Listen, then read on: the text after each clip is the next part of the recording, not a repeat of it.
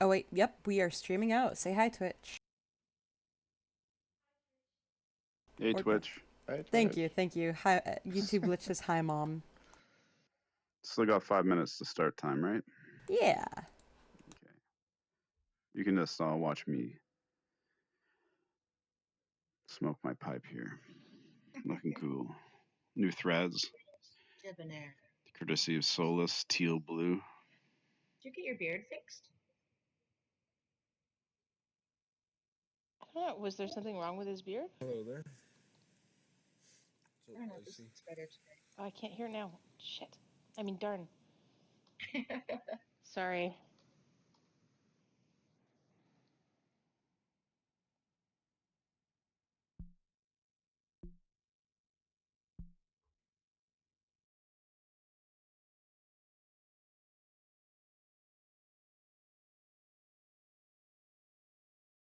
Awesome, awesome.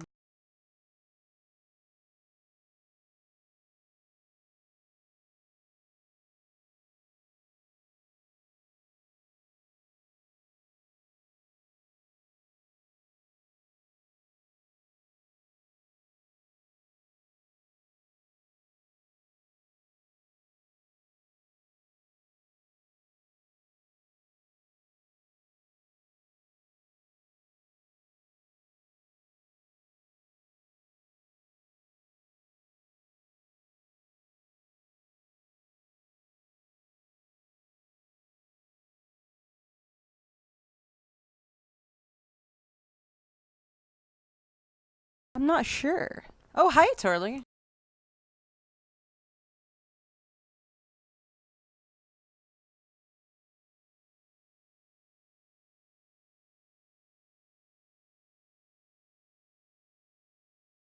There's a lot of duck feet happening in the background right here.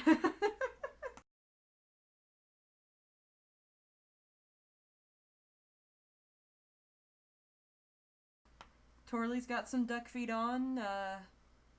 Duck has some duck feet on. It's all the new rage.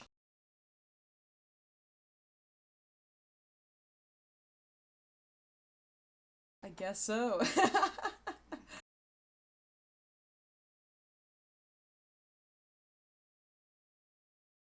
Crack. That's a great word.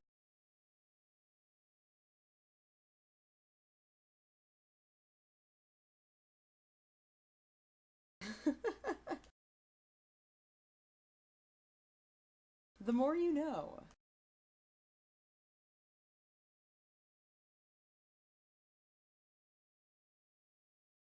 Oh goodness. Is this part? Oh, why not?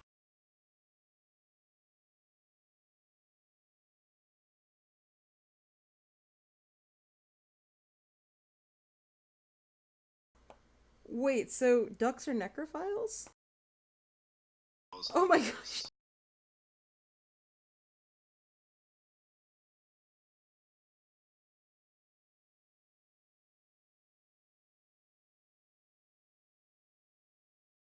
Oh no.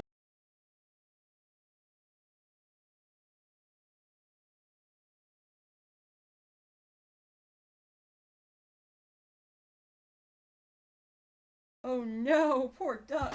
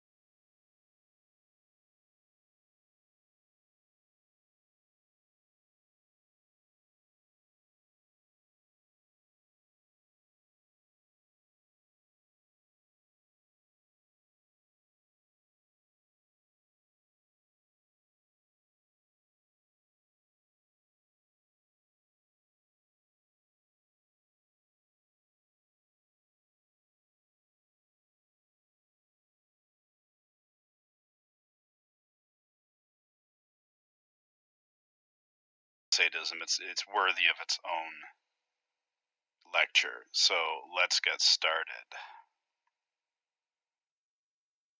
Meet Don Etienne Alphonse Francois, the Marquis de Sade, from whom we get the name sadism. It was coined by a guy up on the back wall there, Richard von Krafft-Ebing, in his 1886 work Psychopathia Sexualis, and he named it after de Sade for some good reasons. So de Sade was a nobleman. He was during that time in history. It was very transformative around the French Revolution, American Revolution, and into the early part of the 1800s. And he was very much what they then called a libertine. He believed like pretty much anything is permitted, and he was a hedonist. He loved sex, and he loved art and literature and such. And he was definitely, even before the phrase paraphilia was coined by Friedrich Solomon Krauss, as discussed last time, this guy's an example that the behaviors, paraphilic behaviors or fetishism, precedes us being able to identify what it is always pretty much existed. And de Sade, he would get in a lot of trouble. I mean, he often had sex workers over to his palace or mansion, wherever he might have been living on any given occasion, moved around quite a bit. But also he did sexually assault people and would sometimes be violent towards his staff. But what really got him into trouble was more so writing about it. Under Napoleon, so he published 2 books, Justine and Juliet. And these are really best. I shouldn't read them out here, but let's just say they're like sorry, just one moment, please.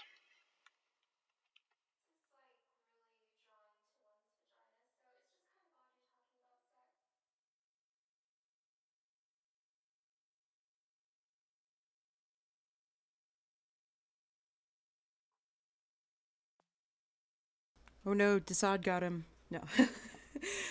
Just hang tight, everyone.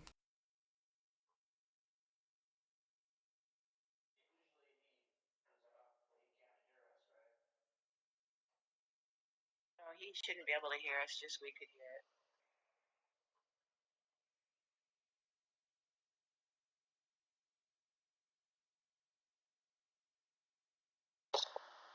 There's Nikki.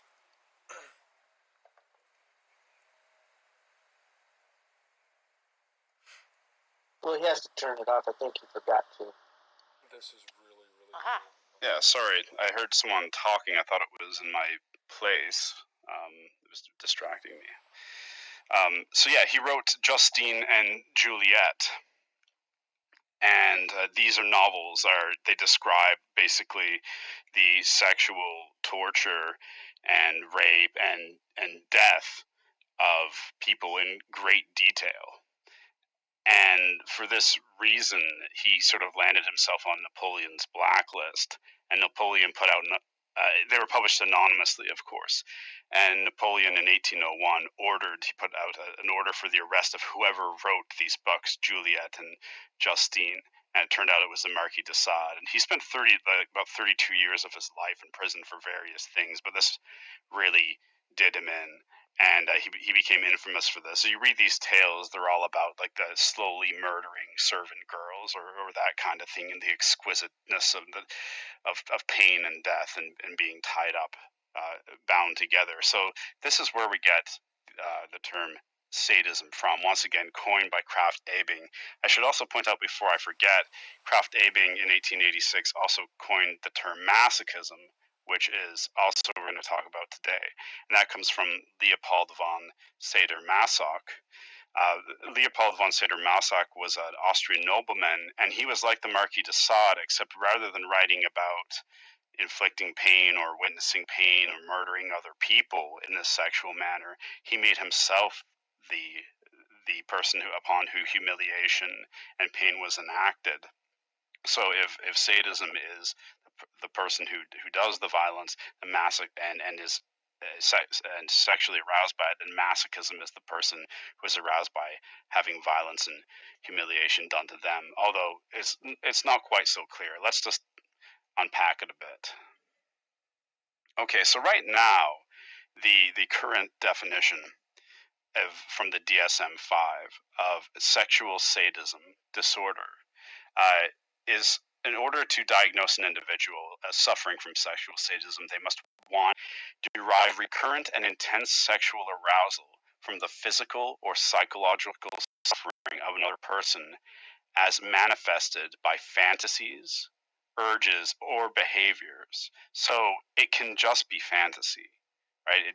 It's fantasies, urges, or behaviors over a period of 6 months or longer, and have acted on these sexual urges with a non-consenting emphasis on that person, or the sexual urges or fantasies cause clinically significant distress or impairment in social, occupational, or other important areas of functioning. So what that means is perhaps the person with the sexual sadism disorder, they're not actually hurting other people, they're not violating consent, but they're so preoccupied by fantasies or guilt over the fantasies that it is a disorder to them because it's ruining their lives. And clearly, if they act upon these things, because non-consent is built into the very definition, they're committing a crime, and they usually commit some pretty horrendous crimes. So I think there's a sort of essence of sadism that we have to capture. It's a lot of times misunderstood. Check this out. So when Kraft Abing first talked about sexually sadistic acts, he listed about 8 of them, and now today we have a much more refined concept of it, because before it was mostly just stuff I think is crazy with violence. So he said that lust killers who associate murder with sexual stimulation, including cannibalism, are sadistic. Well, no, not really. Not if it comes from this idea uh, of really watching someone else on getting off on their pain. You can murder someone and you can cannibalize them without actually watching them in pain being the part of it that sexually satisfies you. Necrophiles and corpse mutilators, well, no, that's a dead body. A dead body can't react. The reaction is a big part of sexual sadism. So you often hear people called necro-sadists, people who are sexually aroused by cutting up corpses, and that term is just wrong in itself. I use necromutilophile, somebody who gets off on cutting up corpses, or necrophiles for someone who just has, like, say, this is a weird paradigm, but straight sex with a corpse. You can't be sadistic to something that can't react. So, no. Non-lethal wounders of females, well, no, not necessarily, because we don't know what the motivation is. If the motivation is to see them in pain or humiliated or fearful, then yes, but we can't say just based on that that's sadism, so no. Same with those who sexually assault females, not necessarily. There are rapists who are not sexual sadists. Those who commit acts of symbolic sadism, such as snipping off pieces of women's hair, well, no. What do you mean symbolic acts of sadism? Once again, if this is to humiliate her or something, then fine, but it could be that the person's a trichophile, which we talked about last lecture, and they're actually sexually aroused by hair itself. Zoo sadism, okay, this is hurting animals. Well, that's its own paraphilia now. Zoosadism is like a sort of subtype of sexual sadism, so no. And those who do not fit into the aforementioned categories, so somebody who flagellates male children, well, once again, you don't know his motivation, so no. But sadistic fantasizers, as we covered before, if you have fantasies of seeing another person in pain, humiliation, and degradation, even if you don't act on those fantasies, that's pretty much one of the only things from Kraft Abing's original typology that was that still endures. I actually interviewed a serial killer who I suspected was a psychopathic sexual sadist earlier this year, and he killed 3 women in the Pacific Northwest in the 90s. I'm not going to identify him because I still write to him, and I want to keep most of our correspondence pretty personal, but I did I was looking to see if what that sexual sadism impulse was in him. Here's what he had to say. You remember strangling her? Yeah. And I mean, what are you thinking? Like, are you watching her? Are you getting something out of it, man? Man, you know, killing to me always been killing. So, I don't know, it's a thrill for the eyes. Right. Thrill for the eyes. There you go. Now, when you say thrill, are we talking about like an exciting, like just some adrenaline, or that's what it was, or a little bit of sex on top? I'm just curious. It's thrill for the eyes, man. I don't know. Like to watch the eyes change. Oh, yeah. There you go. Yeah. Well, to watch the life go out. There you go. I get it. Eyes is death, man. It's just death. Eyes is death. It's a sexual. It's like a sexual. When I pop pistol, I used to just come right out. Yeah. Just a killing, man. It's just honestly killing when you think about it, bro. Just to be clear, again, what did you feel? Well, what I feel is just like when you having sex with a lady. Yeah. So a sexual thing. Yeah. Okay. I ain't see no damn life. I ain't seen nothing come out of that. It was just that adrenaline and that rush. The rush, yeah. But you're looking them in the eyes when you do. Yeah. Yeah. And the eyes, they're changing. Yeah. But hold on. They get bigger. Okay, sorry to put that video of me. That had absolutely nothing to do with it, but YouTube makes me have a video of myself. So I was like, I'll just put one of myself because I didn't want to show you the offender. But you heard it from his own mouth there. It's sexual. It's a thrill for the eyes, watching the eyes bulge out. You know, he didn't even really get into something as complicated as, and she was humiliated when I did it, or she looked afraid.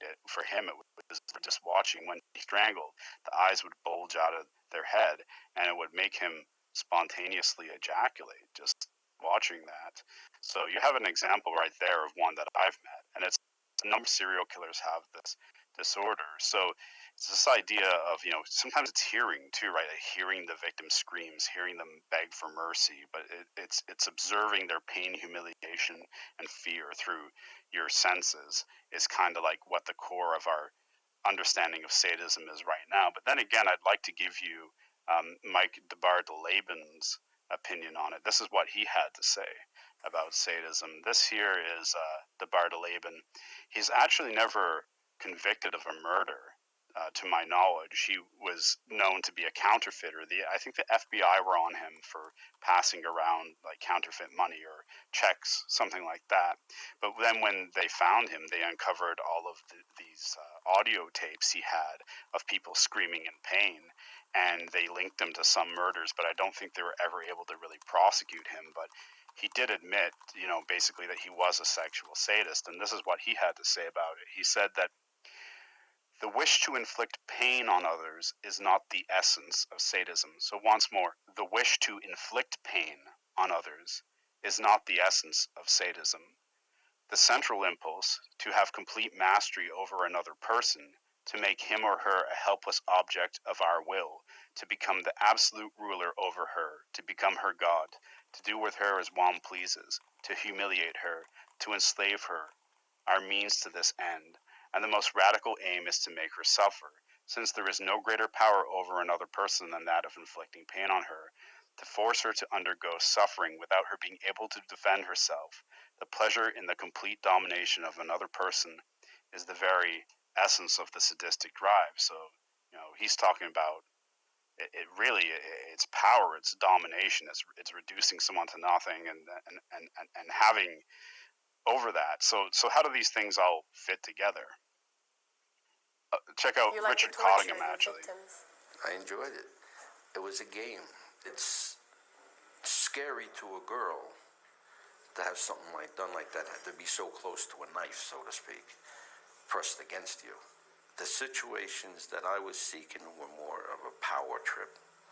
The power of holding someone's fate in your hand is a very powerful aphrodisiac. The adrenaline rush is like nothing. I mean, you're in complete control of somebody's destiny. Okay, yeah, so this, I like to watch through the eyes thing. That's what the guy I talked to was really emphasizing. He didn't talk so much about power. It's a thrill for the eyes, and of course in the DSM they express that it's very much more about sensory, watching the pain, humiliation, fear. But then you have the actual some other perpetrators stressing no, it's about the control. So I actually see sadism as kind of a cycle. It begins with the infliction of negative stimulus, and that's why I think so many people believe that sadism is about causing pain, just about being violent, because you need to do something negative. You need to, whether it's punching someone or kicking them or whipping them or sexually assaulting them or even just terrifying them with your words, you need that to get the ball moving. But in that necessary step, like that forces the victim to react. And if the victim reacts in a way that they show that they're in pain, or they show they're humiliated, or they show they're scared, or any combination of the three, then that is sexually arousing to the sexual sadist. And it also plays into what Mike de Bartoleben and Richard Cottingham were talking about. There is this feeling of like self-enhancement, not just only that the enhancement of feeling sexually gratified, but having uh, a sense of power, and the other person does not have that. And so you can imagine that that's really addictive, and you don't want to just have that for a moment. You want to do it again. So what does that lead you? It leads you to want more and more. It's like, can you stop at eating just one M&M or whatever? It's like, no, you want another one. So you go back up to number one, inflict more negative stimulus, get more reaction, fear, pain, humiliation, then feel sexually aroused, feel great, or feel like the most important person in the world. I want more, do it again. And then you can actually think of this cycle here, Mellor's sexually sadistic cycle, as burning at different speeds with different offenders. So you might have one offender who will go up to someone and cut them, and then stand back and watch them scream and scream and scream for minutes, and just relish this feeling of having control over them, and the accompanying sexual arousal, and then a minute later come and cut them again. And so it moves at a slower rate, and it can happen over a period of hours or days or weeks. We're going to look at the difference. And then you're going to have somebody who's a very different type of sadist, where they're going to want this cycle to spin really quickly. So if you think of somebody that grabs someone by the neck, okay, there's your step one, infliction of negative stimuli. Then they're choking, and they're looking in the victim's face, kind of like the guy I interviewed. They're getting the reaction. They're getting that feeling of being self-enhanced, but the wheels are spinning this quick because they're never stopping choking. The victim's never stopping reacting, and they are never stopping feeling sexually gratified, or this sense of self-enhancement. So that's basically the idea of sexual sadism, but it can run at different speeds, and that's going to be very important to our discussion here today. One thing that I should say is, a lot of time people will say like S&M or BDSM, or oh yeah, I'm into sexual sadism, when they're not. Okay, because if you go back to that original definition that came out of the DSM-5, where we diagnose people with sexual sadism, it stressed non-consenting. That was a necessary part of the criteria. So people who are engaged in BDSM culture, it can kind of simulate sexual sadism. You could say it's almost like a role playing of sadism, because there is consent involved in it. Oftentimes there will be a safety word. So you have somebody who wants to be the top, or the dominant, or whatever you want to call them, and someone who is the bottom or the submissive, and they're playing out roles. And if it gets too much for the submissive, they can say the safe word. And then if the top or dominant is indeed um, a part of BDSM culture, and it's not a sexual sadist, they will respect that, and they'll be like, that's going too far, and that's the agreement they have not to cross that line. So it would not be accurate to say that a sexual sadist is somebody who practices BDSM. Although there could be, I do know of sexual sadists who have used the ruse of BDSM to get people into a position where they're secured or tied up and helpless, and then by the time the person who is the bottom realizes that they're not playing by the rules, they're already helpless. It's a a particular type of con that sexually sadistic serial killers will often pull off. But BDSM, essentially, it's a culture. You can find it in every major city. You probably found it in every town, and a lot of consenting couples just practice it all the time. Just anyways, it's not really that abnormal. It's just really the degrees, the amount of paraphernalia involved, how much of a culture it is, how much of a personal thing it is, and it's what I would call like an umbrella acronym. So the B&D, bondage and discipline. Okay, so playing around with ropes, tying people up, giving them instructions. You can't do that. You have to wait, or you must do this, which is also the DNS, dominance and submission, and then the S&M, sadism and masochism. That's the end. But really, just to say that there is a big difference here between the role playing BDSM culture and what I'm talking about here with sexual sadism. Like, the sexual sadism is by definition non-consensual. I'm going to give you now probably the most extreme example of a sexual sadist that I've ever come across, and that is David Parker Ray. This guy is probably the scariest person I've ever heard about, and it's amazing to me that his name hasn't popped up among like Ted Bundy's, John Wayne Gacy, Jeffrey Dahmer. Those are sort of, for lack of a better term, household names, but I think David Parker Ray is much scarier, and it's very interesting story too. I think maybe just happened a little too late because it was 1999 when they finally caught him. He had been offending since the 50s, so he had been committing violent sexual crimes for a period of like 40 years or more, and he would have started when he was a teenager.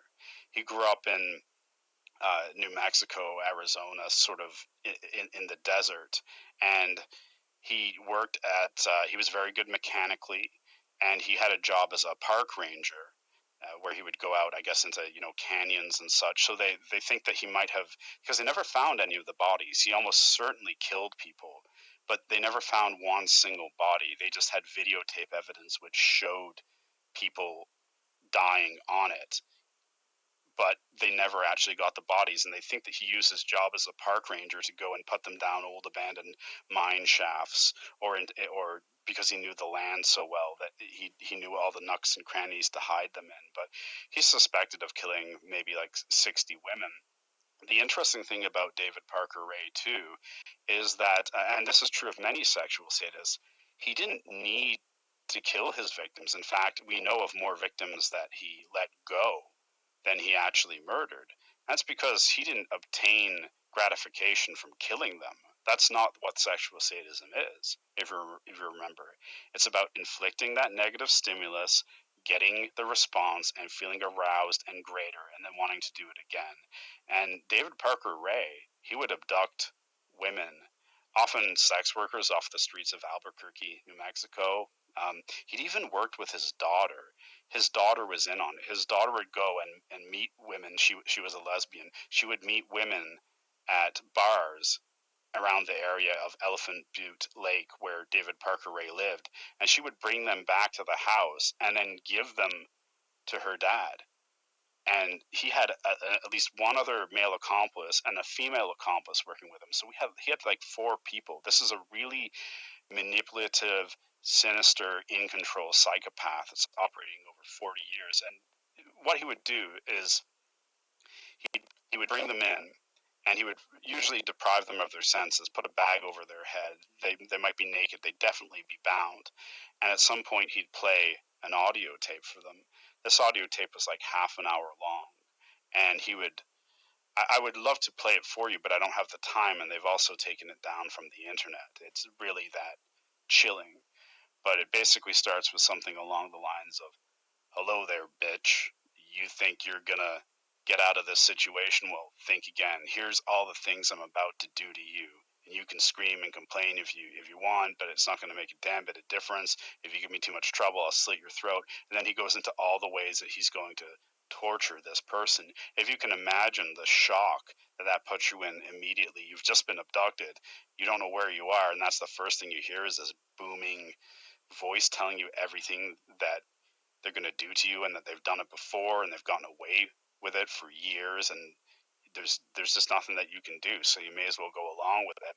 And then reassuring you that at the end, if you play nice, you don't give him problems, he's going to give you a certain cocktail of drugs and hypnotize you, to use his words, although it's not really hypnotism. It's really drugs that blank your memory. And then he'll just let you out on a desert road. You're going to be injured all over, but he doesn't care. It's not about the killing. It's about him getting as much sexual gratification from causing pain, humiliation, and fear in his victims. And he would keep some of them for months. And let me show you where the worst place on his property was. So right here you get an overview of his property. There's the main house there, but then behind the house you see that little trailer there. That's what he called the toy box. Okay, there you go. There is an x-ray view of the inside of the toy box. He spent over $100,000 on the components of the inside of the toy box. As you can see, even just looking at the outline of them, it's not a pretty place. He had a coffin that he would put them in. That would play on claustrophobia too. Like most of us, even if we're not claustrophobic, we don't like to be confined into that close of a space for any period of time. I think those are also electrodes that he had in there that would shock them, and then he would just place them in there in the darkness, for hours and hours and hours to increase their fear, to increase their discomfort, to remind them of death. Once again, playing into fear. That's just one of the things.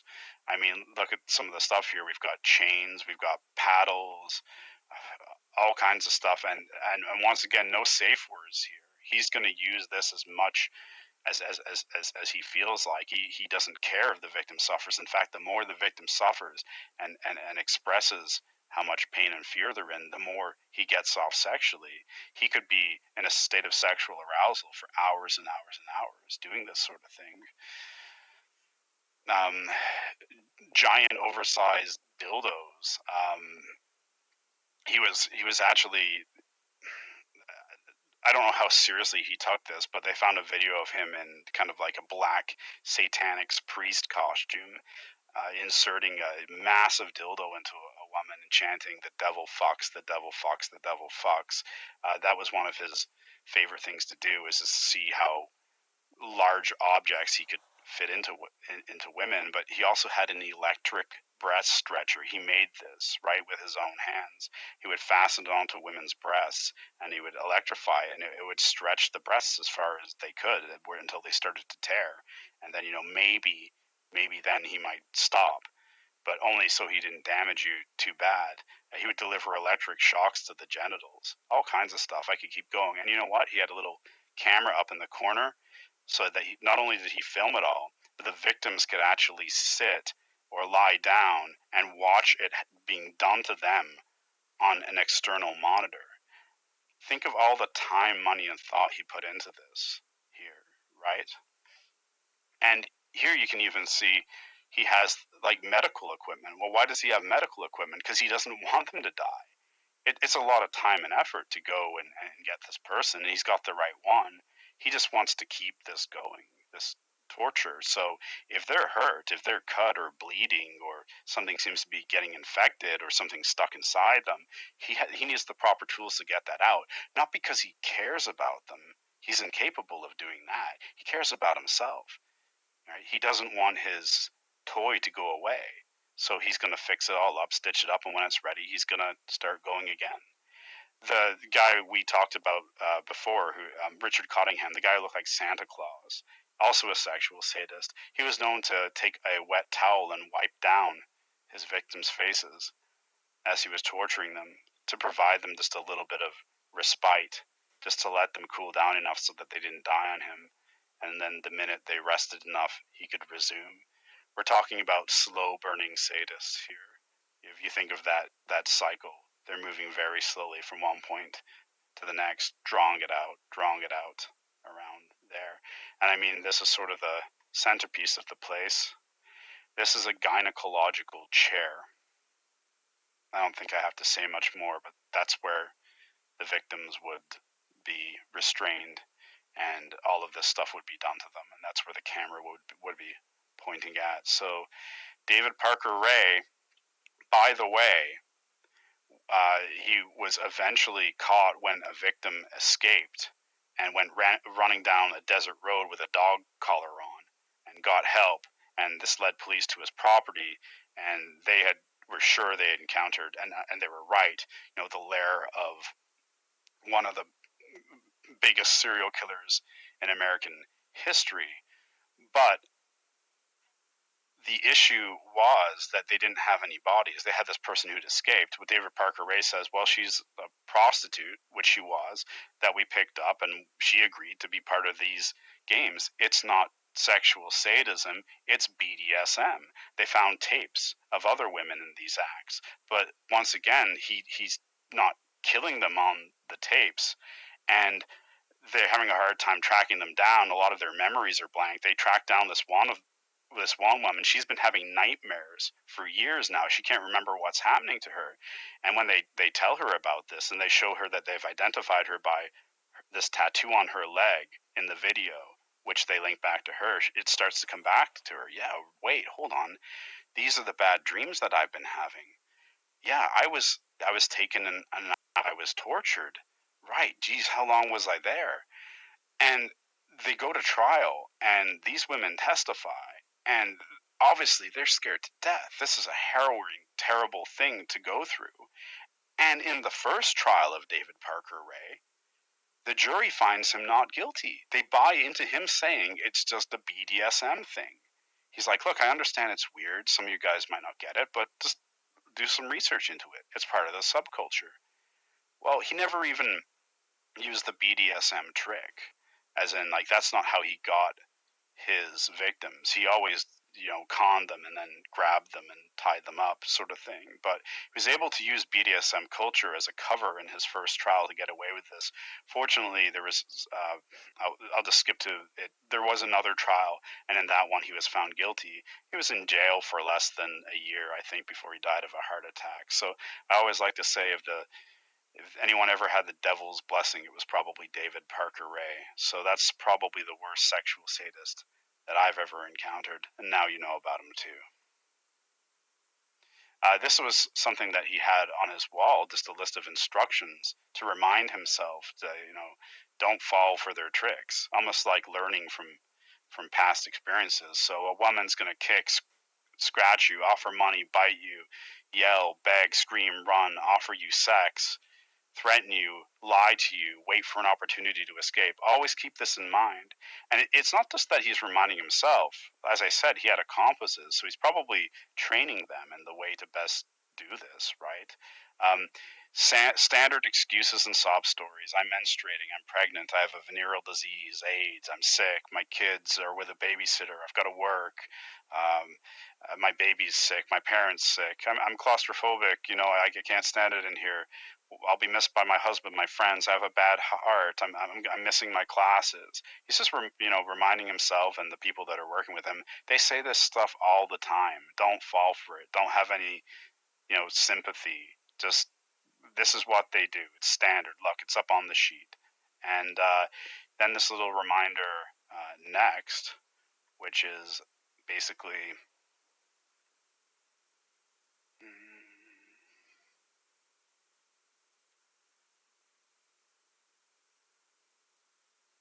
Yeah, don't let her get to you.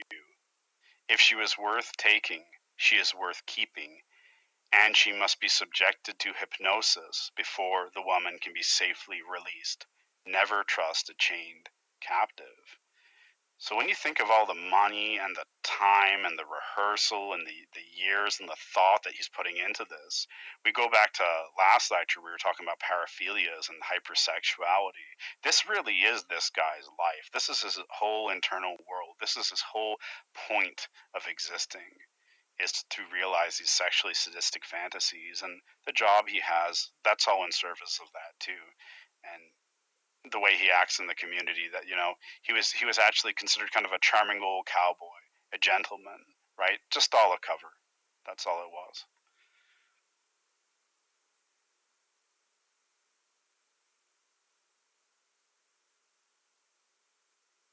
Okay, so related paraphilia, vincillania, sexual arousal from binding people, restraining them. And this goes back to when we were talking about the difference of MO and signature. Obviously, there's offenders who tie people up, and they do it just to keep them tied up so they don't get away. There's no sexual thrill actually in tying them up.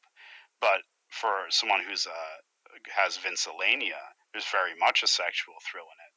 And we looked at the case of BTK. We're going to return to that today. He's probably one of the classic vincillania, let's say, focused serial killers, also a sexual sadist. But what can you do? How can you kind of just like look at someone tied up and tell, is this just tying them up to restrain them so you can do what you want with them, or is there more to this?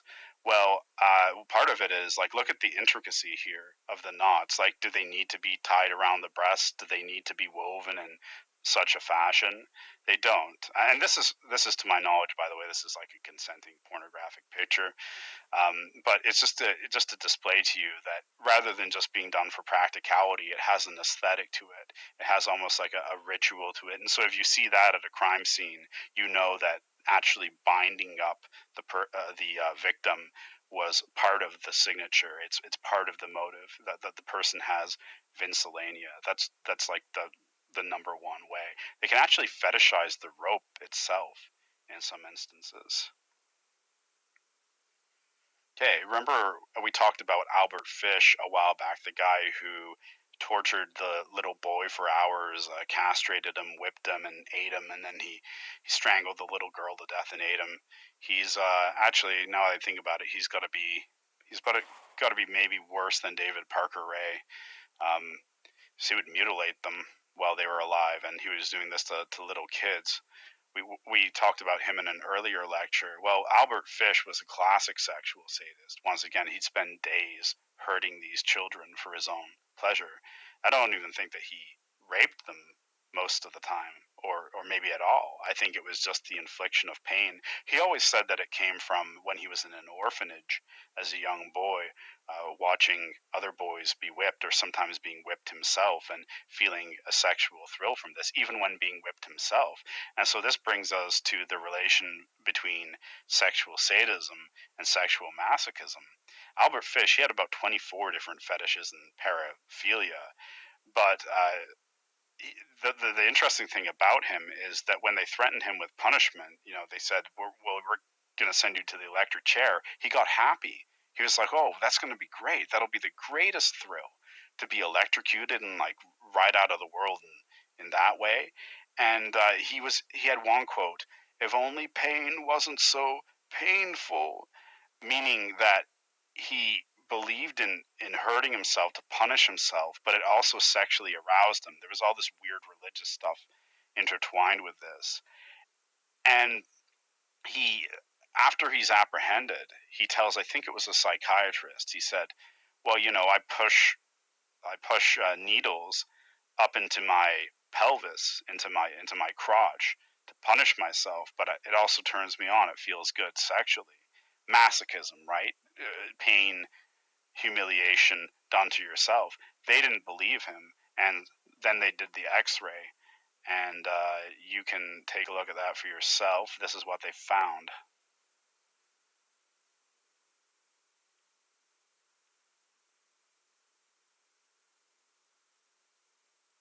There you go. So yeah, 29 needles. That's what they counted in total. It's not like they went and extracted them all for him. And there was even a legend that when they executed him in the electric chair that it short circuited because of all the metal in his body. It's just a legend. It's a good story, but yeah. So this guy that tortured other people also did it to himself, and he got sexual pleasure from doing that. And now let's just scale this, like let's move this out a lot. You find people in the BDSM community who are switches, who like to be both tops and bottoms, the person who is inflicting the pain or suffering, or the person that's receiving it. There are people in the community like that too, but obviously when we're into the realm of sexual sadism and this sort of related masochism, it's a different thing, similar but different. So yes, there's been argued that most sadists are also masochists, and I say, kinda. Most sexual sadists may, well, let's say some sexual sadists, more than the average type of offender, may be a sexual masochist, but sometimes I think they're getting a little confused. Now let me explain that to you. Here is a picture of Dennis Rader in what he would call one of his motel parties. Again, before he ever murdered anyone. So, yeah, Dennis Rader, the BTK killer, he was a sexual sadist. He would get sexual pleasure from watching his victims in pain, suffering humiliation. But primarily, Vincelania was his thing. BTK, bind, torture, kill. Now, this is him doing it to himself, right? His wife caught him a number of times, by the way. That was a very difficult discussion they had to have. But that was the only inkling that she ever had that there might be something up with him. He would get together and he would dress in women's clothing, sometimes even put on masks that would make him look like a female. And then he would tie himself up or put a noose around his neck or both. And this would sexually excite him so much that he would spontaneously ejaculate. And he was so into this, he would rent out motels and just bring his little kit with him and just spend all night doing it and taking these photographs of him. This is his own photo of himself, right? Like, this is a fantasy. And so could you just say, is it as simple as, well, he's a sadist, so a lot of sadists are also masochists? Well, no, not quite that simple. I would argue in this case, what Rader is doing is he's taking on the role of the victim in his fantasies. So he's saying that, so he's thinking to himself, okay, I want to fantasize about what it would be like for this person to be tied up, and for my victims to be bound and restrained and helpless. And the best way to do that is to dress like them and do it to myself. But it's not that he's getting pleasure from doing pain to himself. He's getting pleasure from the thought of being his victims and that this is what he will experience. So in some ways it's more complicated.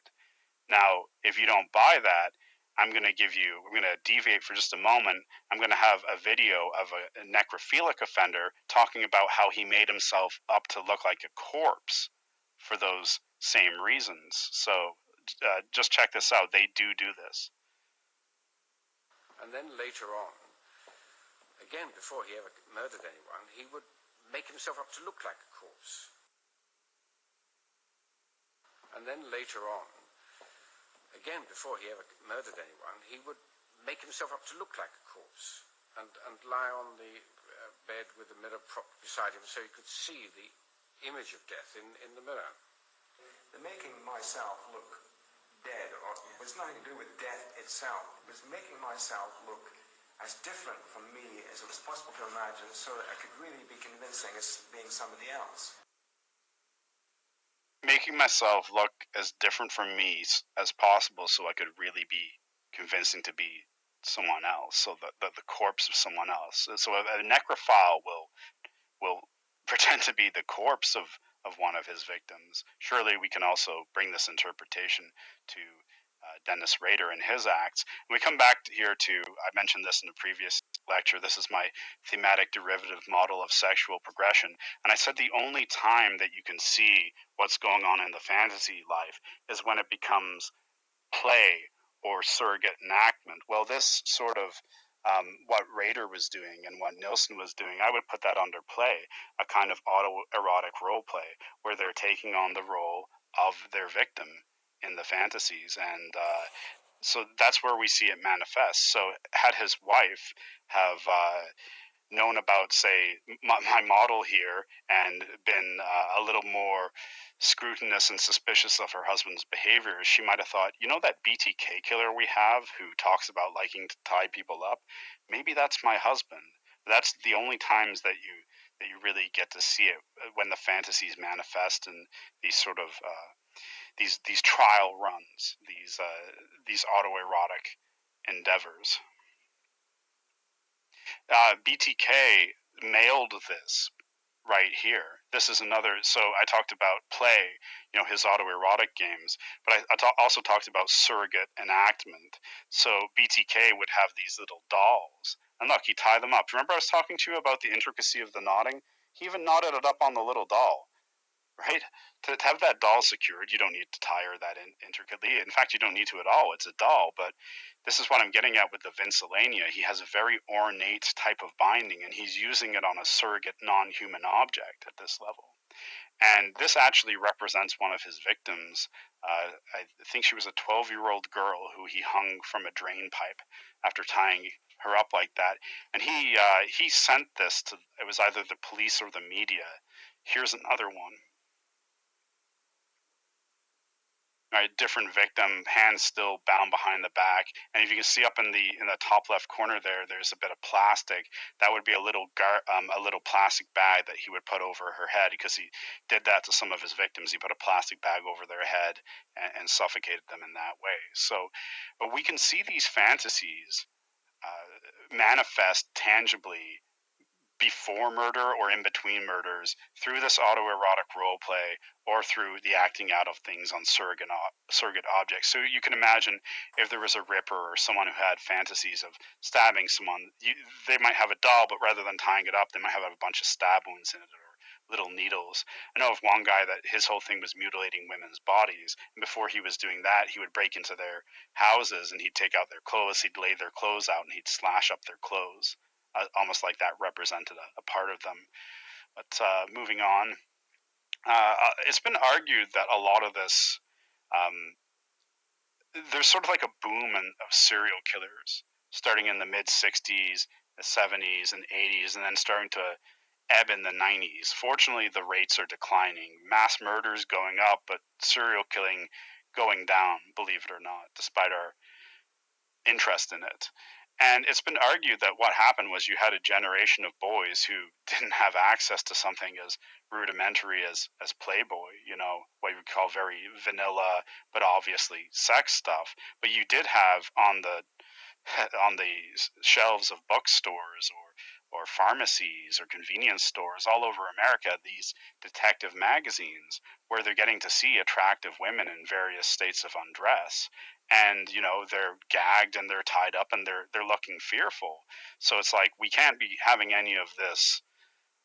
We can't be having any so-called regular sexuality. We don't want to turn kids into perverts. That's indecent. But hey, if it's a sex murderer doing it, then it's okay, right? So you can just put that right next to the coloring books, and so this is where young boys interested in women, this is where they'd go to get something to look at that could turn them on. Well, you don't want that first formational thing to be a woman tied up with a gag on, looking in distress. And it's not just this one. There's hundreds of these. This was like a whole genre of magazines. So it's been argued that this may have resulted in kind of the development of of more sexual sadism, or a kind of the idea of being a murderer and an abductor being alluring to these people, developing in culture at that time. And that's why there was a boom in them. And now that we don't have magazines like this, at least not easy to get on the shelves, and we have access to more softcore porn, that might be a part of it.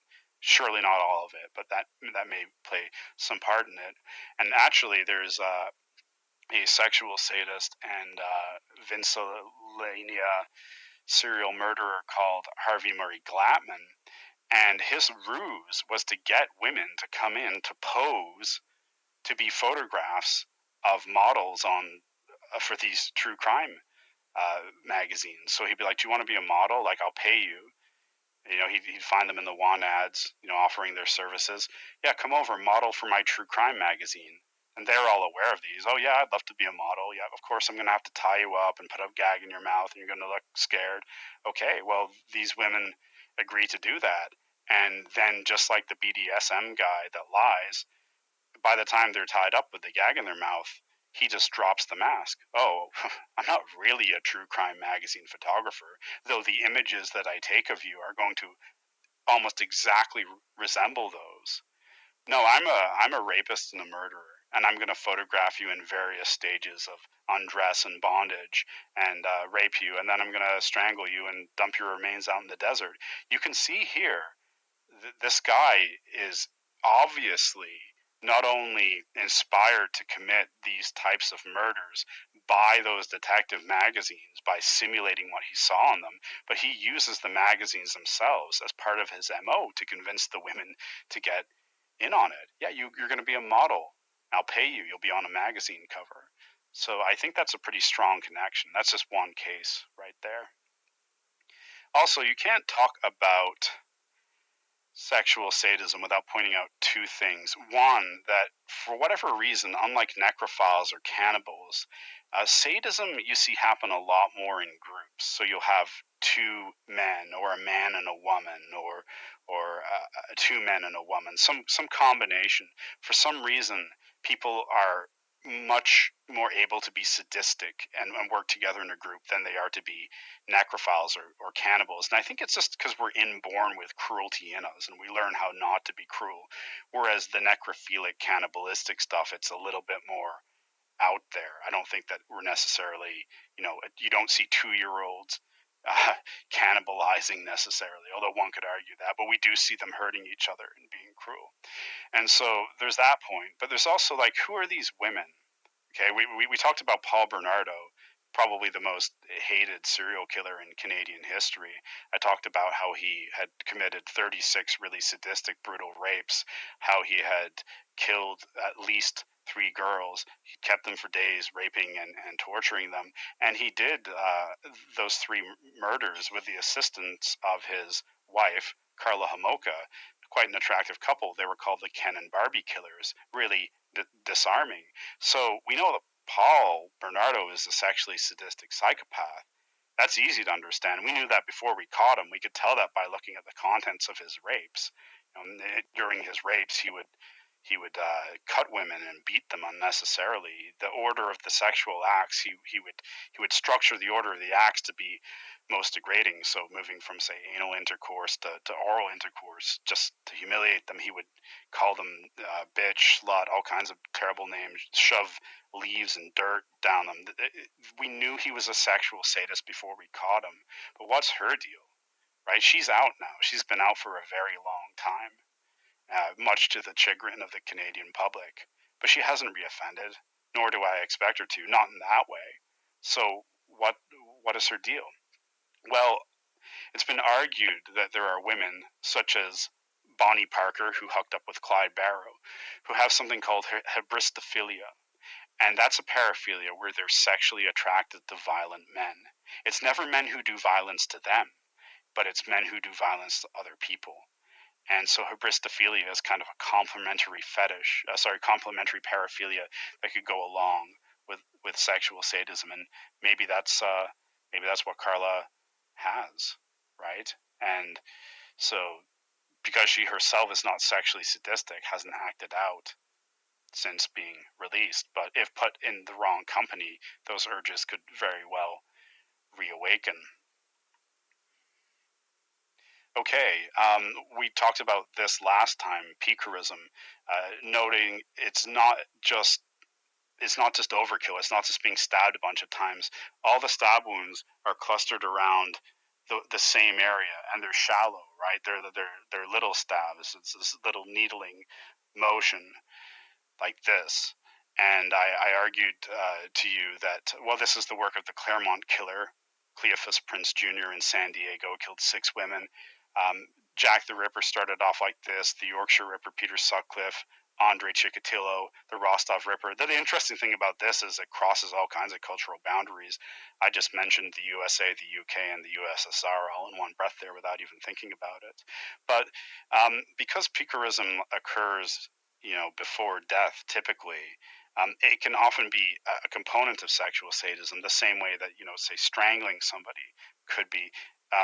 Not only is it visually appealing for the picarist to see the skin burst, and especially around like the breasts and the genitals and the lips, erogenous zones, to see the skin bursting over and over and needling at it, and maybe seeing the blood ooze too. So there's some hematolania, blood fetish with that too, but also the victim screaming or crying out in pain. It's a kind of paraphilia that you would often see in conjunction with sexual sadism for that reason. And as I noted last time, when it escalates to mutilophilia, it really just makes sense thematically, and often it will escalate to mutilophilia.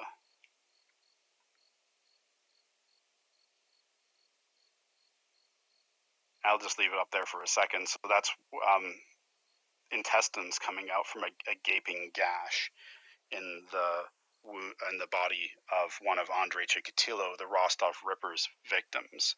He started off with the stabbing too, and that's where he ended up. So there's a type of that you'll find these things in conjunction with sexual sadism a lot of the time. They complement them. They don't contradict each other. They work in conjunction, just like the rope, just like the hybristophilia, right?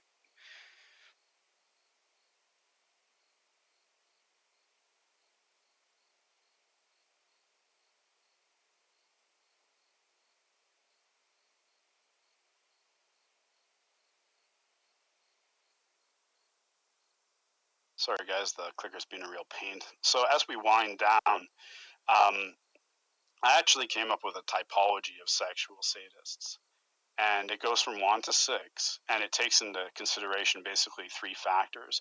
1, mutilation. Do they mutilate their victims while the victims are still alive? That's the key. If it's dead, it doesn't matter, because we're talking about sexual sadists here. We're talking about what they do before the victim is dead. Remember, what you do to a corpse, that isn't sadism.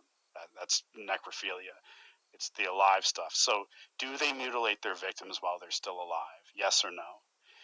How long do they take? Is it more than an hour? Or, do they keep them for weeks? Because that's a lot different to me than someone who kills someone in a period of 2 or 3 minutes. And also, how complex is their behavior? Think of the case of David Parker Ray, all the activities I described, all the machines that he built and put together, the psychological torture processes. Richard Cottingham, once again, also psychologically tortured his victims. He left a toy gun out on the table, and they would have a moment, they'd see this gun and they'd think, oh my God, I can get away, and they'd reach for the gun, they'd grab it, they'd point it at him to shoot him. Click, fake, toy gun. He did it just to see them lose hope.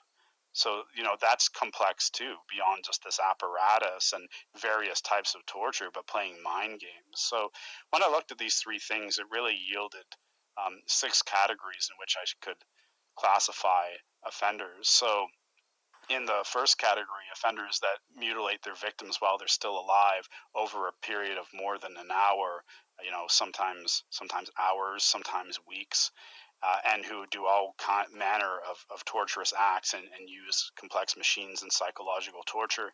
In that category there, we talked about Dean Coral. I think after one of the lectures last time Dean Coral came up. Well, this was in the Houston, Texas area. He was known as the Candy Man. He would get accomplices to go and procure him young male victims. He would tie them to a torture board and he would rape them repeatedly. He had little plastic rods that he would insert into their penises. He would then hit the penises, causing the rods to shatter. So literally shards of glass would come up and rip their penises up from the inside out. He would castrate them while they were still alive. And he would do this sometimes for days.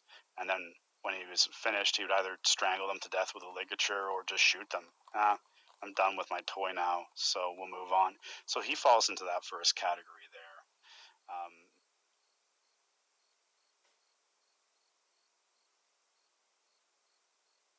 And once again, note that like he had the accomplices, right?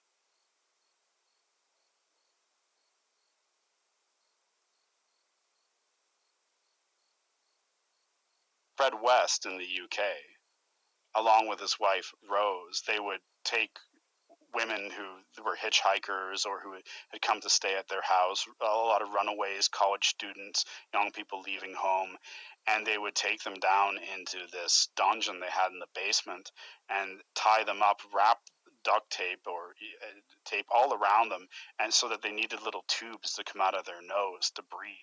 And while they were up there, they would hurt the victims in all kinds of ways. You know, they'd be chained to the ceiling, and they'd cut off their fingers and other digits while they were still alive. Pretty sure he mutilated the genitals of some of them while they were still alive, and once again would do this for weeks. Like, this is the last person that these are the last types of people that you ever want to run into. So another example of a type 1 sadist.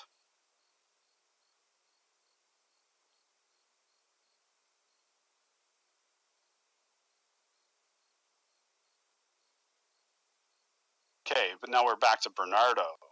So Bernardo, yes, did he have lots of different ways that he tortured his victims? Yeah, he did. Psychologically, he did the same thing as Cottingham in a way. He put a knife on the floor between himself and this 15-year-old victim, and he'd say, "Here's your chance. Go ahead, pick up the knife, kill me, and you can escape." And the victim would look at the knife, they'd look at their opportunity, and they'd look at him. He's 6 feet tall, trained in judo, athletic young man, and them just knowing that no matter what they do, even that he's given them the chance now, they're not going to win. You know, so that's how he'd mess with their heads. He hurt his victims in all different ways. So a complex sadist, someone who would do it for longer than an hour, days at a time, but he would never mutilate them while they were alive. You know, not once. Maybe cut them a bit, but not chopping parts off them like Fred West and Dean Corll. So he would fall into category 2, as would David Parker Ray, who we've talked about. Despite all those things he did, cutting body parts off them or, you know, intentionally disfiguring them was not one of those things.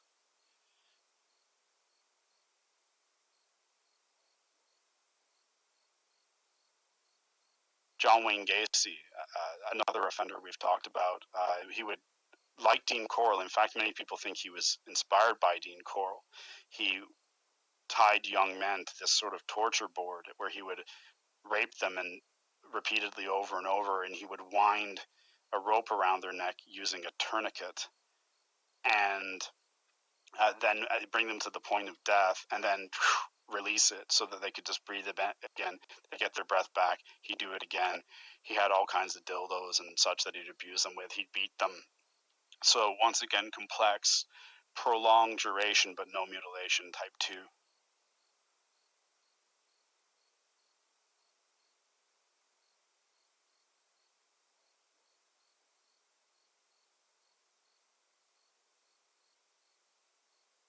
Unlike, I'll give one example of type 3. This is someone who mutilates the victim and does acts to them over a period of more than an hour, but keeps it pretty basic as far as not incorporating a lot of paraphernalia or doing a lot of different acts, but just a prolonged torture process involving mutilation. Robin Gecht from the Chicago Rippers crew. Once again, a horrific case. Amazing that more people haven't heard about it. But Robin Gecht essentially, along with his accomplices, they would kidnap women, they would rape them, torture them at a very basic level. But what they would do is they would take piano wire and wrap it around the women's breasts, and they would cut the woman's breast off with this piano wire while they were still alive. And then I think usually strangle them to death afterwards. I won't tell you what they did with the breast. It gets pretty sick. But the point is that's an example of a type 3. A good example of a type 4 is Keith Hunter Jesperson. Keith Hunter Jesperson didn't mutilate his victims, and he wasn't complex. This is essentially what he'd do. He'd just do it over a long period of time. He was a long haul trucker. He would get his victims into the cab of his truck and gain power over them. He was a huge guy, so he could physically, I think he was about 6 foot. Geez, was it 6'7" or something like that? Massive. And so he could overpower them anyways, but I'm pretty sure he tied them up. And then he would just play what he called the death game with them, which he'd strangle them unconscious, and then he'd revive them, and then strangle them unconscious, and then revive them, and just repeat and repeat and repeat until he finally felt like ending it for them. But this could go on for more than an hour. And was he sexually gratified by this? Yeah, I think so. He would rape them during or in between. So he would be a type 4 sexual sadist. No mutilation, not very complex, but certainly prolonged it and certainly got off on hurting them.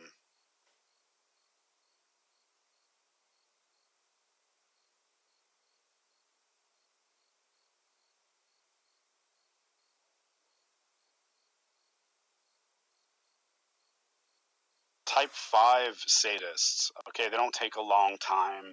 What they do isn't complicated, but they do mutilate their victims. Well, these are your classic Ripper types that I've talked about so much in the past couple of days.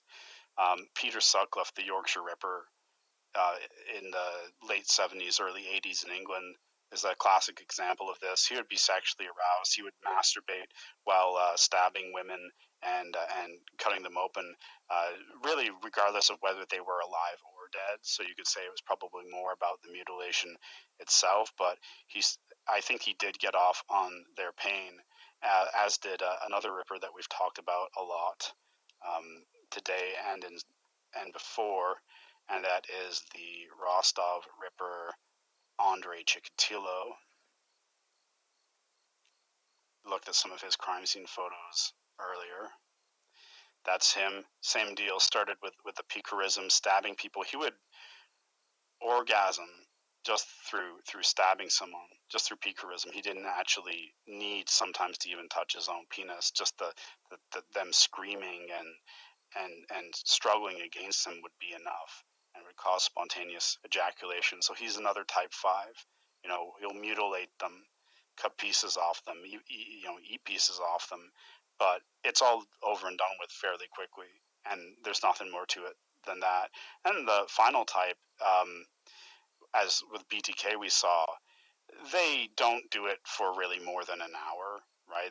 They kill their victims fairly quickly. They don't mutilate them while they're alive, and they're not particularly complex. A lot of this group is people that just strangle people to the point of death and then bring them back once or twice, or maybe just strangle them to death, but are sexually aroused while doing it. So if you remember the serial killer that I talked to, that I played the audio for you at the beginning of the lecture, he could be in this category, the type 6 sexual sadist.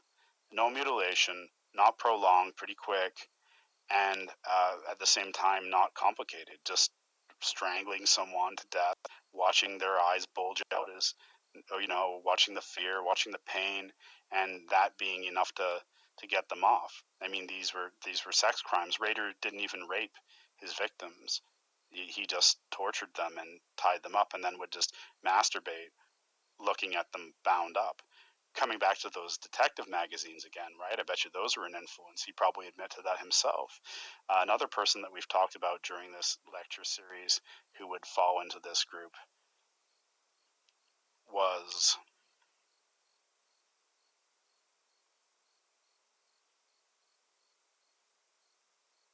the monster of the Andes, Pedro Lopez. I gave him as an example of, I think it was the first guy I gave you as an example of a serial killer. This is the person who raped and killed over 300 girls. And, he would talk about the pleasure he'd get just from strangling them and looking at them in the face as they died. And I will remind you, his whereabouts are currently unknown. He could be out there wandering around South America doing this right now. He was in prison, but then they let him free due to some pretty lax laws at the time.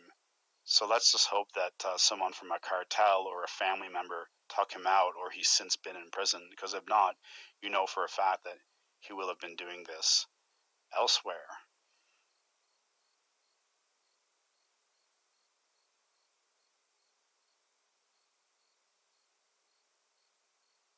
And so, yeah, that's. I think that ends my my lecture series. Sorry, as I said, I've been having trouble with the clicker here. So yeah, that was sexual sadism, everyone. Thank you for attending. Let me just cue up my little bow here. Thank you, thank you. And believe it or not, I thought I was going to run out of time. As I said, I've got to run to go vote.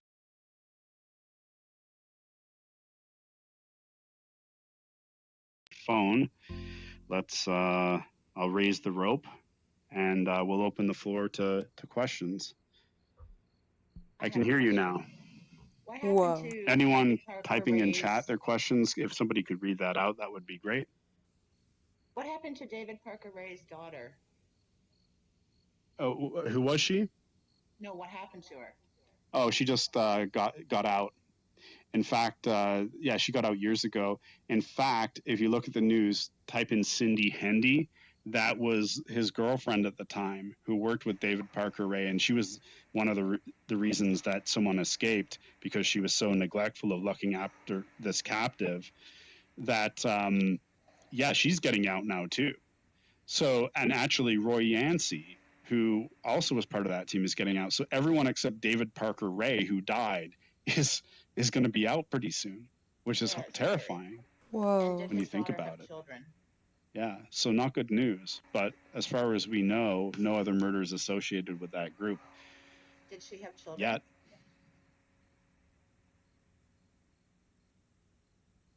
I have a question. Yep. What happens? Like, what do you call a person like that does a lot of investigating, like they're detectives and stuff, and then they all of a sudden they become like doing it themselves, or like also there's sometimes there's firemen that light fires. Okay, hold on, guys. My audio is cutting in and out, so I'm just going to boot back into the experience real quick. Give me 1 second.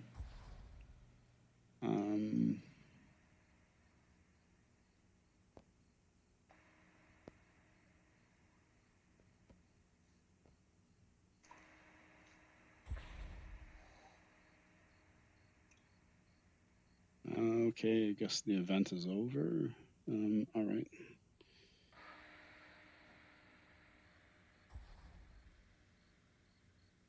If you want to leave and teleport to me, that could work. Is the audio bad? Yeah, I'm just getting half of what people are saying.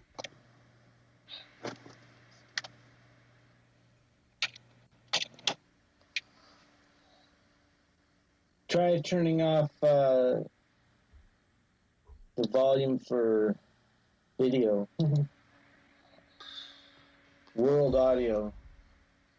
I think he's going to be headed out in 1 second. He's coming right back. Hey, Carmel, I see you over there. Sorry, I had to say hi to her. I never see her.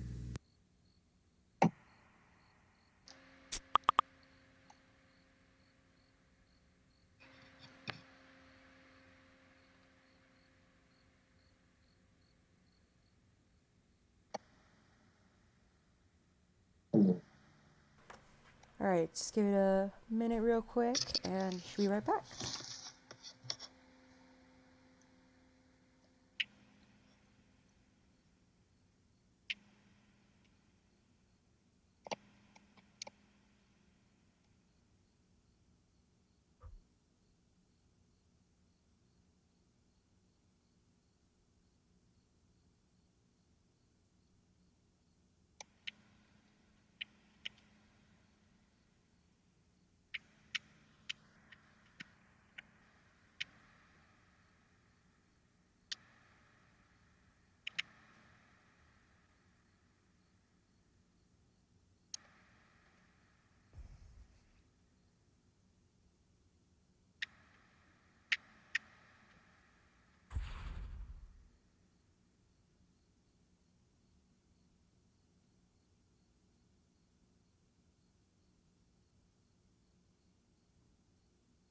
All right, here I come. Sorry, everyone. Welcome back. It was pretty heavy getting in here, so I think there's a lot of big avatars. So hopefully that's fixed. Let's give it another try. What was that question about? I heard something about people who are like detectives that cross the line, something like that. Yeah, and also like firefighters that become they end up lighting fires, or Right. someone like, let's say someone like you, that you've investigated so much, but all of a sudden you become enticed in doing it yourself. What do they call that?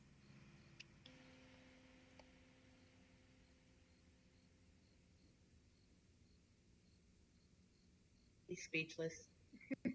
No, it's happening again. Oh no. Sorry, guys, I don't know what to say. You know what? If you turn down on in your settings, I can talk that, like, what's the deal with that? Yeah, there are certainly firefighters that's one thing I didn't get into is paraphilia, a sexual attraction from starting fire. It's different than pyromania, and I should have presented the case of John Leonard Orr. There's just only so much time I have to do this, but I think I'll add that in the future. And it makes sense really when you think about it. A lot of people that, like, so if you're into fire sexually, you're going to be drawn to a job in firefighting. This guy was actually an arson investigator, John Leonard Orr. But I think the connection to police is that you see a lot of police paraphernalia too in the collections of serial killers and people who haven't been in the police, but they've got some sort of like fascination with the police or police culture. And to a lesser degree, you see this with mass murderers. And I wonder if it's about the authority and the power and the control we have. So when we were talking about before the dominance aspect, the feeling of being the powerful one and someone else being lesser than you, well, that's something that's sort of given to you as a police officer, but it's entrusted to you that you'll use it in a benevolent way. And I think it might be those elements that attract serial killers to the police culture, and some of them will actually get into the police force. So I don't think that anyone who is a member of the police force becomes that because of policing. More likely they're screwed up in the first place. They slip past the psychological testing, and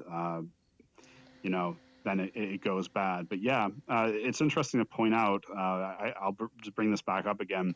Policing is one of the professions where there's an overrepresentation of psychopaths. That's not to say that all or most policemen are psychopaths, or that they're anything but brave people, but it's just simply a fact. There's an overrepresentation. Also in politics and media, right? Everything that sort of matters. Well, thank you very much for your time, and that was that was really cool. Yeah, I was going to tell you, like, sometimes if sound's bad, you can turn off the like video, the world audio. Oh yeah, okay. Yeah, and then it makes it so you can hear. I just think it's better. really heavy in here. Like when I was popping in, it took forever to load. So I think we've. Do I get a turn? Yeah. Go ahead. Hopefully you can get through it. I won't have to guess. Go ahead. My final training as an advocate for domestic violence and sexual assault was by the Task Force Trainer of the United States of America.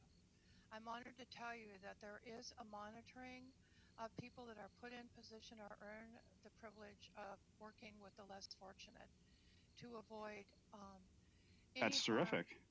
Any yeah, harm there to should other be. individuals, And because those people are often victims too, right? You'll hear about people who are victims of sexual abuse who are then sexually abused by seniors, their transgender, any gender. There is monitoring being done. And one of the first things I can say to you, is education and outsourcing is our resource. And we always tell people, if you're suspicious, do something about it. Don't be intimidated. Especially with younger people and teens, they are often misled by their peers. It's not limited to a social status, income level, or culture. It's everywhere. It's part of the now that we're in. Probably a really downside to it is pornography, but most of all, pornography kind of keeps people at bay. Um, they can act it out without really harming someone, so to speak. So, not that there's anything good about that, but I just wanted everyone to know the shocking facts that you're speaking here, that there are tests and monitoring that's done in the United States of America to protect us from people getting to positions of mayors beating their wives, Also, I'm sorry to tell you, but Satanism is real. It's based off a lot of what you're speaking of today. They do mutilate, sacrifice, and kill innocent children as well as other people. So this is real, and I thank you for being brave and doing this. But I want everyone to know that they're the reason that we're safe is speak up and do something. Go get help, tell somebody, and that's what we teach. So thank you for exposing all this horrible information, but people need to know the truth. The truth Okay, is so unfortunately, you're still breaking up, so I'm only catching half of what you're saying. But I think the message is that there are outreach programs out there, so don't be afraid to go and ask for help. That's pretty much it, right? Yeah, Tell it me this. sounded like. yeah, and I was thanking you for speaking up, for Yes. saying this, to teach Oh, One thank others. you. Major thank Yeah, you to this is a Dr. Murder. perfect medium to Yeah. reach people. It's Hey, awesome. Thank tell you. me this. Yay! How, Yay. Yeah, how, thank you. how So did Rick? horribly Thanks How for did? that. And I informative. just guess we've got to iron out the part where some of the tech difficulties. Yeah. But Thank you. that's Mwah. what the series is about. Thank you. I just have one last So question. what's going to How did? happen is I'm just going to speak now. I'm going to leave because clearly I'm having issues, and I apologize for that. I've got to go vote too. But Yay! what's going to happen now is, as this is the last of the Murder in VR series, obviously we didn't build this classroom and come up with the idea of this university just to have it for this six. This is the beginning of what I hope is a whole new way of people learning, and you come and learn about things, take classes that you wouldn't normally be able to have in a regular university setting. And I like to think that in many ways we can do it more interesting in here. For instance, we could go on field trips, right? So right, we could go to crime scenes, we could go into prisons. There's all sorts of stuff we want to do. So I'm taking a little break, but beginning in about mid-November, we're going to start building the second iteration of this. Thanks to Disney, Naya, Mad Eye, DNA Elite, Nayusha, all Shabs. for helping me out with this. Solus for the nice threads. And yeah, so that's what we're doing. So if you want to stay in the loop and get news about what's coming on with upcoming courses or lectures or talks, maybe at some point this can even get accredited. What's going to happen is DNA now is going to put a link to a Discord server that you can all join. He's going to put that in the nearby chat, and you can just go to that, read the rules, and for the most part, it's going to be inactive for a little bit, but you want to be in there. And at some point, we'll start posting news about what's coming up. And the next time we do this, it's going to be even better, hopefully. And it will be, yeah, as I said, there'll be field trips that we're working on. So with that, DNA, can you do the honors? Let me know if someone let me know when you Thank guys you have the link. again. I'm going to say bye on Link Twitch. we posted right now. Thank you everybody for Bye, joining Greg. us.